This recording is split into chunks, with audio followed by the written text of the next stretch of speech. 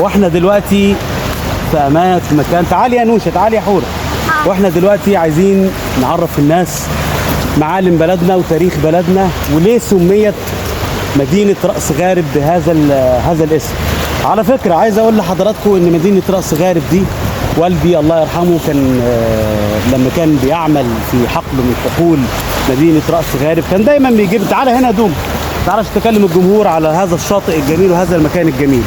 اولا احنا كنا بنسال دايما يا حبايبي، كنتوا دايما تسالوني ليه سميت مدينه راس غارب بهذا الاسم، صح؟ صح.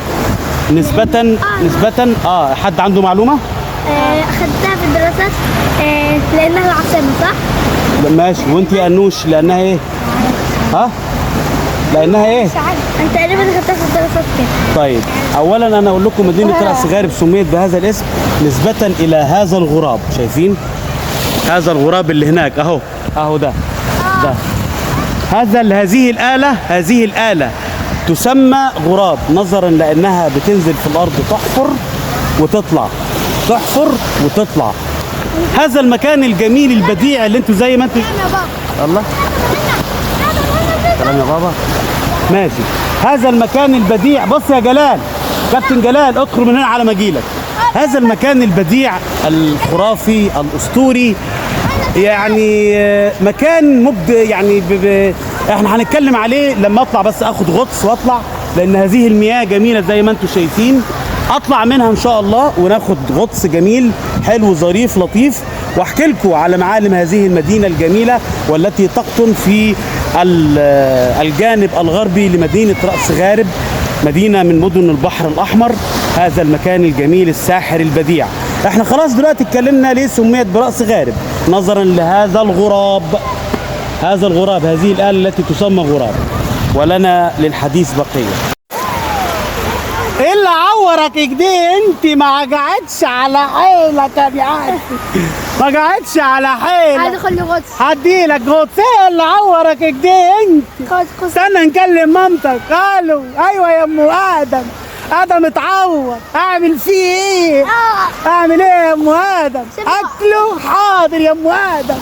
ايه اللي عورك كده انت؟ ايه شوفوا دي، بصوا دي، زي ما انت يا حاج كامل، زي ما انت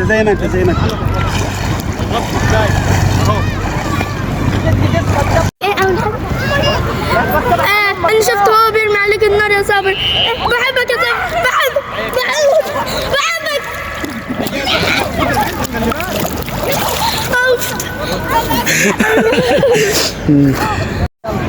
انت كنت فين يا جلال؟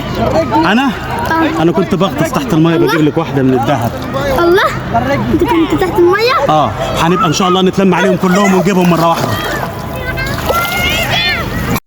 حسنين. نعم يا ابوي. حسنين يا ولدي.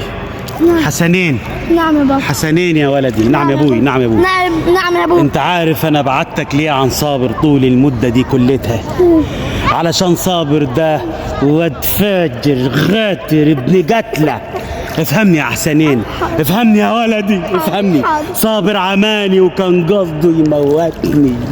عماني يا حسنين، عماني. ام صابر من زمان، من 25 سنه حطت الزرنيخ لامك في الشاي يا حسنين، حطت الزرنيخ لامك في الشاي، وفضل صابر عايش بجبروت امه، طغى وجبر وتجبر وعماني وكان قصده يموتني. اوعى تآمن لصابر يا حسنين. قول ايوه. اوعى تآمن لصابر مهما حصل يا حسنين، لانه فاجر غادر ابن قتله.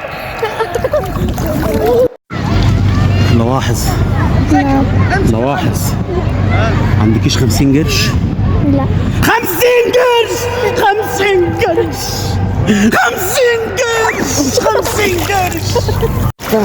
استاذ شرشوبي. نعم.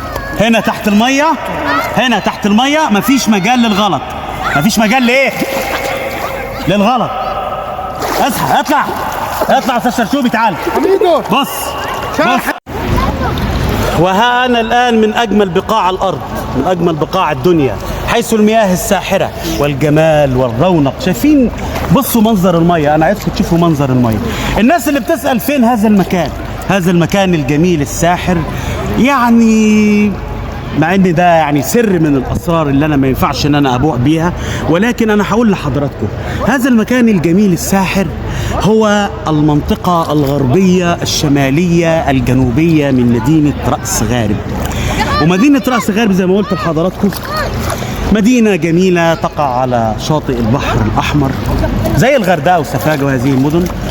ممكن يكون هذا المكان مش معلوم على الخريطة لأحد، ولكنني أكاد أجزم أن هذا المكان لهو من أمتع بقاع الأرض.